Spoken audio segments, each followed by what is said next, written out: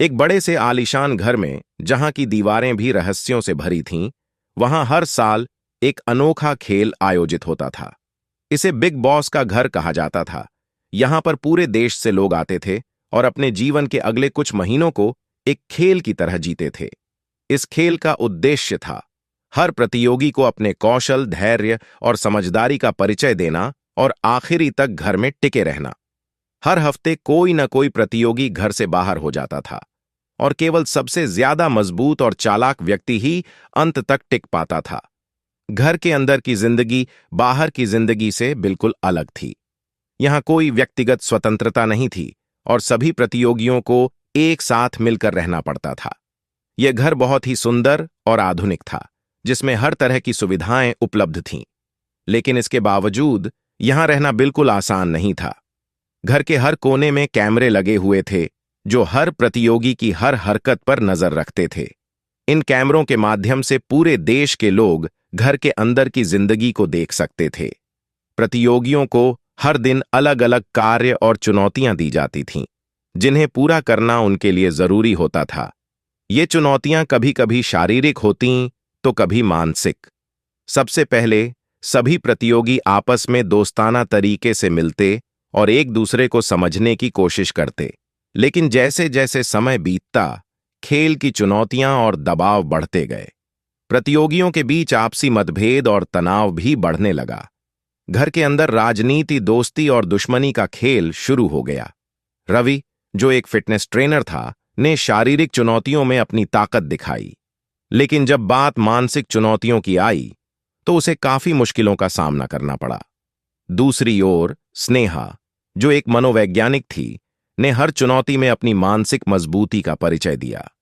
उसने अपने दिमाग का उपयोग करके कई कार्यों को आसानी से पूरा किया। घर के अंदर रिश्तों का भी अनोखा खेल चलता रहा।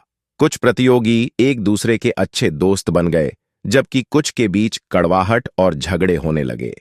अनिल और माया की दोस्ती घर के अंदर बहुत मशहूर हो गई। दोनों ने हर मुश्किल घड़ी में एक दूसरे का साथ दिया और सबके सामने एक मिसाल पेश की।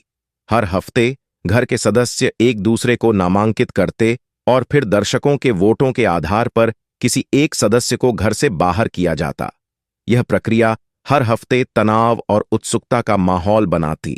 हर बार कोई न कोई सदस्य घर छोड़ जाता और बाकी सदस्य उसकी कमी को महसूस करते।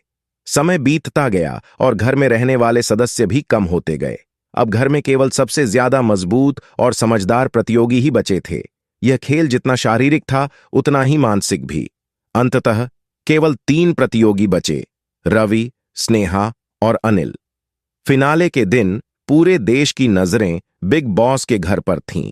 हर कोई जानना चाहता था कि इस बार का विजेता कौन बनेगा। तीनों प्रतियोगियों ने अपने अपने तरीके से दर्शकों को प्रभावित किया था, लेकिन केवल एक ही विजेता हो सकता था। दर्शकों के वोटों के आधार पर इस बार का विजेता स्नेहा बनी। उसने अपनी मानसिक मजबूती और रणनीति के दम पर यह खिताब जीता। उसने दिखाया कि शारीरिक ताकत से ज्यादा मानसिक शक्ति और धैर्य ही असली विजेता बनाते हैं। इस घर में बिताए गए दिन सभी प्रतियोगियों के लिए एक यादगार अनुभव बन गए। उन्होंने इस खेल से बहुत कुछ सीखा: दोस्ती, संघर्ष, धैर्य और सफलता की असली कीमत। बिग बॉस का घर सिर्फ एक खेल नहीं था, यह जीवन के कई महत्वपूर्ण पाठों का संगम था। इस कहानी से यह सीखने को मिलता है कि जीवन में हर चुनौती का सामना धैर्य, मानसिक शक्ति और सही रणनीति से किया जा सकता है। चाहे कितनी भी मुश्किलें क्यों ना आएं, सच्ची मेहनत और सही दृष्टिकोण से हर खेल को जीता जा सकता है।